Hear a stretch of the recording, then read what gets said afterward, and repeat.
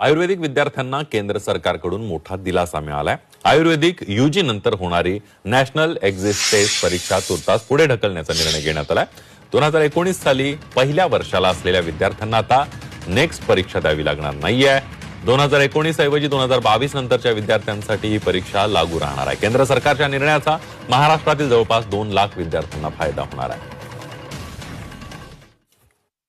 2021 ला पास झाल्यानंतर त्याचं इन्व्हिटेशन सुद्धा 2021 पासून करायचं असं त्या ठिकाणी ठरलं गेलं होतं। पण 2021च्या विद्यार्थ्यांना ज्यावेळेस ते लागणार होतं, बॅचला जर ते लागू झालं असतं तर त्या विद्यार्थ्यांमध्ये खूप मोठी भीती त्यांच्या मनामध्ये होती की आम्ही ज्यावेळेस ऍडमिशन घेतली त्यावेळेस आम्हाला नेक्स्ट एक्झाम द्यावं लागेल हे माहीत नव्हतं। आता एकदम वेळेवर आम्ही कधी नेक्स्टचा अभ्यास केला नाही किंवा तसं आम्हाला काही मानसिक तयारी आमची नाही, त्यामुळे आमचं खूप नुकसान होईल। आम्ही इकडे डिग्री जरी घेतली, नेक्स्ट मध्ये जर फेल झालो त्यांना त्या ठिकाणी रिलीफ द्यायचं ठरवलं।